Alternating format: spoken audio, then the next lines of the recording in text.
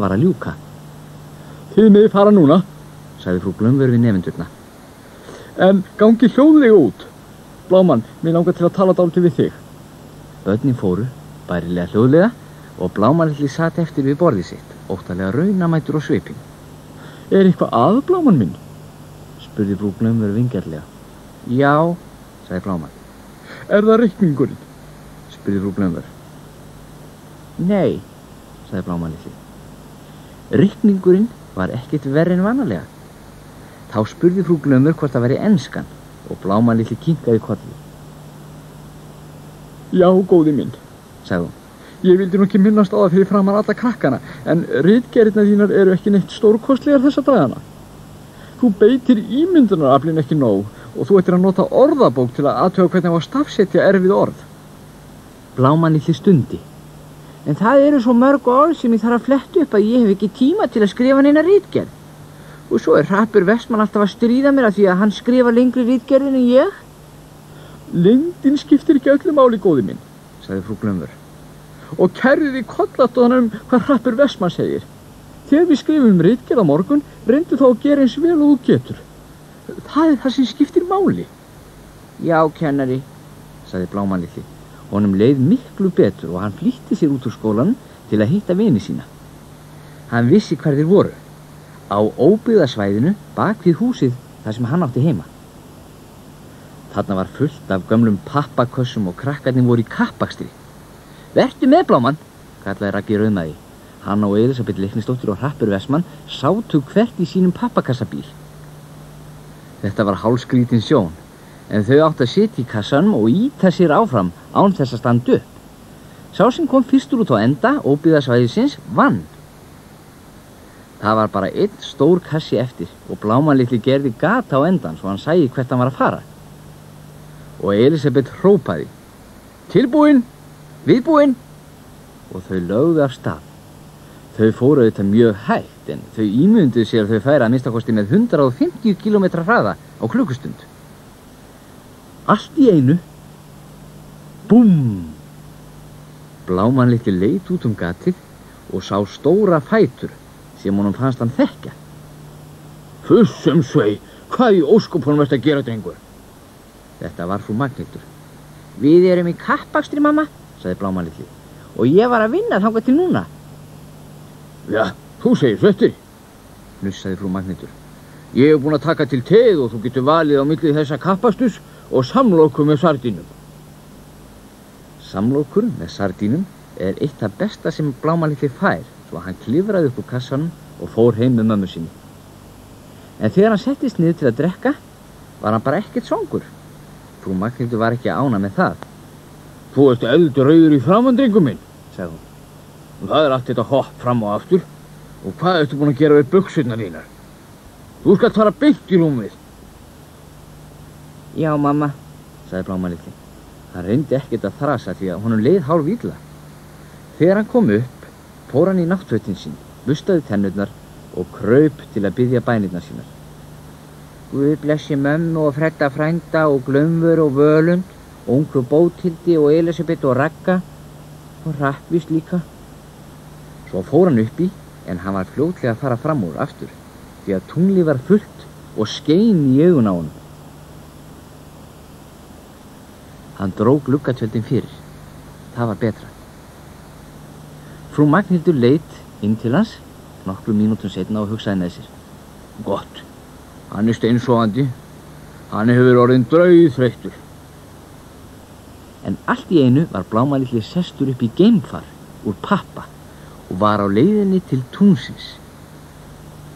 Við hlið hans var nestið, samlokuð með sardínum og gos. Hann leit til jarðar, hún var mjög lítil en túnlið var stærra og stærra framundan. Hann fór fram úr 3 öðrum geimförum og sá 3 andlit borð í þeim. Elisabetu, Ragga og Hrapp Vestmann. Ég er að vinna, hrópaði hann en þau heyrðu ekki til hans. En þá sá hann sér til mikillar undrunar að Glömvör og Völundur gistust fram hjá honum á skellinöðrunum sínum. Voru allir að fara til túnsins eða hvað? Svo kom dálítill dynkur, hann var lentur. Hann fór út úr geimfarinu, en þar var enginn. Bara eyðilegt mánalandslag hvers sem litið var. Ég verð að finna hinn, hugsaði hann og gekk af stað út yfir grátt ríkið. Hopp, hopp, hopp. Hann var miklu léttar á tunglinu en á jörðinni. Hann hafði lesið það í einhverju bók, en það lá við á honum yfir óglatt af öllu þessu hoppi. En allt í einu kom frú Glömvör þjótandi á skellinörinu sinni. Halló! Halló!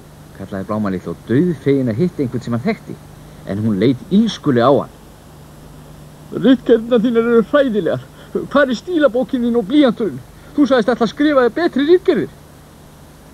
En það engin skóli hér á tunglinu. Ekki þræta óþekktar ormurðin, hreytti frú Glömvör út úr sér og svo var hún þotin burt.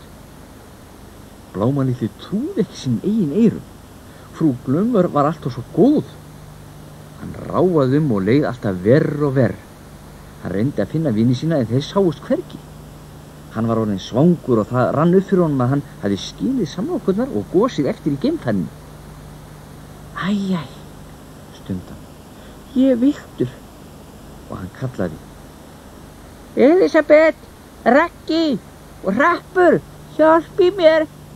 En það kom ekkert svar, svo hann gekk áfram og datt niður í djúpan gíg. Á gígbotninum sat frú Magnhildur. Fyrirgefðu, ég kem of seint í te, sagði hann. Honum létti ósegjanlega að vera búin að finna mömmu sína, en hún ýldi sig á hann. Hvernig geturðu komið of seint í te? Það sem ekki te er. Það er ekki te á tunglinu. Ekkert te? Þetta var hræðilegt. Hann svimaði og sá allt í þoku. En þá heyrði hann rödd móður sinnar. Vaknaðu, drengur minn. Vaknaðu, eða þú kemur á seint í skólan rétt eina ferðina. Nei, mamma, tautaði hann. Það engin skóli á tunglinu. Það er sennilega alveg rétt hjá þér, en þú ert nú ekkert á tunglinu. Þú ert í Hafraþorpi og morgunmaturðin er á borðinu. Morgunmaturinn? Bláman litli settist upp og litaðist um. Hann hafði verið fljótur til jarðar aftur. En svo rann upp fyrir honum að hann hafði verið að dreyma. Og ég get sagt ykkur að honum létti talsvert. Þegar hann kom inn í skólastofuna, eftir morgunbænina, brosti frú Glömvör. Þetta spennandi ferðalag sem hann hafði farið í til tunglsins í draumnum. Hann mundi þetta allt saman. Lendingun á tunglinu í pappageimfarinu, þegar hann sá Glömvör og Völund á skellinörunum sínum og þegar hann datt í gíginn og fann mömmu sína. Hann yddaði blýantið sinn og skrifaði og skrifaði og skrifaði. Frú Glömvör leit upp úr stílunum sem hún var að leiðrétta og hugsaði með sér. Bláman litla finnst gaman að skrifa í dag. Hann hefur ekkert verið að stara út gluggann núna. Þegar tími var búinn var hann búinn að skrifa 4 blaðsíður, nærri helmingi meir en venjulega. Frú Glömvör var svo hrifin að hún las ritgerðina hans í frímínútunum og í síðasta tíma fyrir mat kallaði hún á Bláman litla og sagði: Bláman minn, þetta var ofsa fín ritgerð hjá þér. Sú albesta sem þú hefur nokkur tíma skrifað. Viltu vera svo vænn að lesa hana upphátt fyrir bekkinn eftir matinn? Hann gerði það og öllum fannst þetta frábær ritgerð. Þegar skólinn var búinn flýtti Bláman sér heim til að sýna mömmu sinni ritgerðina. Þegar hann fór fram hjá óbyggðasvæðinu voru Elisabeth, Hrappur og Raggi að festa alla pappakassana sína saman. Komdu Bláman, kallaði Elisabeth. Við ætlum að fara í nýjan leik, við ætlum til tunglsins í geimfærin okkar. Nei, ég má það ekki, svaraði Bláman litli. Ég er í hreinum buxum. En frú Magnhildur var svo ánægð þegar hún sá ritgerðina hans að hún sagði: Jæja, drengur minn, ætli þú megir ekki fara út að leikaður ef þú ferð í gömlu buxurnar. Og hvað haldið þið? Hún kom meira að segja sjálf út og horfði á leikinn. Viltu ekki vera með, frú Magnhildur? kallaði Raggi rauðmagi. Nei, ég held nú síður, sagði frú Magnhildur. Þið getið farið til tunglsins ef þið viljið. Mér líður ágætlega hérna á jörðinni. Einn